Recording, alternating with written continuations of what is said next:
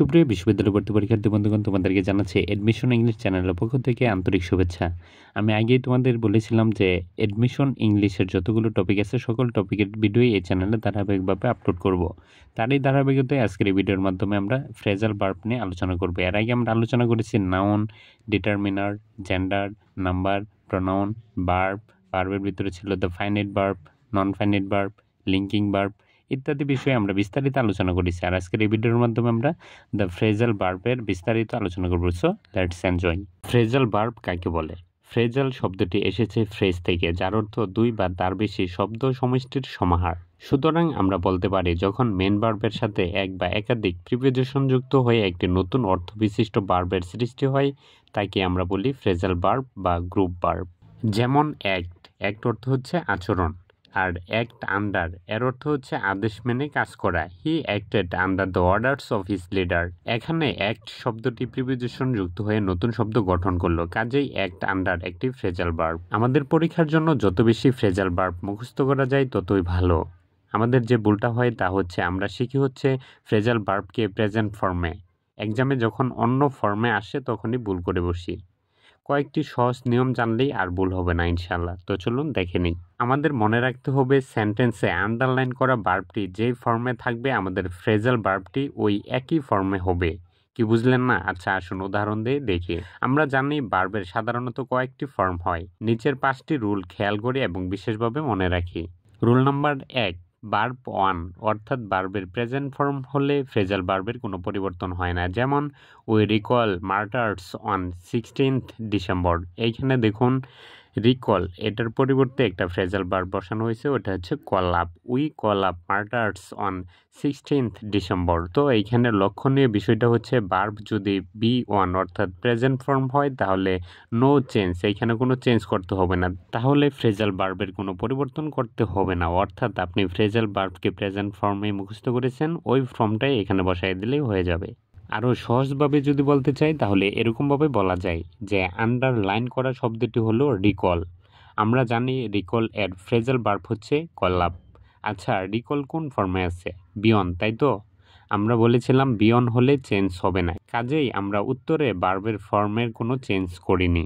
Rule number 2, B1 plus S হলে phrasal ভার্বেও B1 plus S বা ES যোগ করতে হবে। যেমন নিলয় রাইসেস, এইখানে রাইস এর সাথে এস যুক্ত আছে, rises early in the morning. এটা যদি ফ্রেজাল ভার্ব দিয়ে আমরা পরিবর্তন করি তাহলে এরকম হবে নিলয় গেটস আপ। এইখানে হওয়ার কথা ছিল গেট আপ, কিন্তু আমরা না দিয়ে gets up early in the morning, কারণ উপরে রাইসেস ছিল, ওই রাইসেসের পরিবর্তে এখানে গেটস আপ ব্যবহার করেছি। আরও সহজভাবে যদি বলি তাহলে এরকম বলা যায় যে আমরা জানি রাইস এর ফ্রেজাল ভার্ব গেট আপ। খেয়াল করুন আমাদের কোয়েশনে B1 প্লাস এস ছিল, কাজেই উত্তরে আমরা নিয়ম অনুযায়ী গেট আপ না লিখে গেটস আপ লিখেছি। রুল নাম্বার 3, B2 অর্থাৎ ভার্বের পাস্ট ফর্ম হলে ফ্রেজাল ভার্বেও ভার্বের পাস্ট ফর্মে ব্যবহার করতে হবে। যেমন he read a story yesterday, এটা পরিবর্তন করছি আমরা এভাবে যে he went through a story yesterday. রিডের আসলে প্রেজেন্ট পাস্ট ফিউচার সবই একই ফর্ম, কিন্তু এটা আমরা চিনতে পারছি ইয়েস্টারডে দেখে যে এটা হচ্ছে পাস্ট ফর্মে আছে। তো যখন দেখলাম আমরা যে এটা পাস্ট ফর্মে আছে, এটার যেই ফ্রেজাল ভার্বে আমরা পরিবর্তন করব ওইটাও পাস্ট ফর্ম দিয়ে পরিবর্তন করতে হবে, এজন্যই আমরা ওয়েন্ট থ্রো ব্যবহার করেছি। আরো সহজভাবে যদি বলি তাহলে বিষয়টা এরকম যে আমরা জানি রিডের ফ্রেজাল ভার্ব হলো গো থ্রো। এখানে খেয়াল করুন রিড শব্দটি B2, গো এর B2 হলো ওয়েন্ট, সুতরাং সঠিক উত্তরটি হবে went throw, not go through. Rule number 4, B3 হলে ফ্রেজাল ভার্বকেও B3-তে চেঞ্জ করতে হবে। অর্থাৎ B3 কি? ভার্বের পাস্ট পার্টিসিপল ফর্ম যদি থাকে তাহলে ওইটা যদি আমরা ফ্রেজাল ভার্বে কনভার্ট করি ওইখানেও আমাদের B3 অর্থাৎ ভার্বের পাস্ট পার্টিসিপল ফর্মই ব্যবহার করতে হবে। যেমন he has read a story just now, এটার পরিবর্তিত রূপ হলো he has gone through a story just now.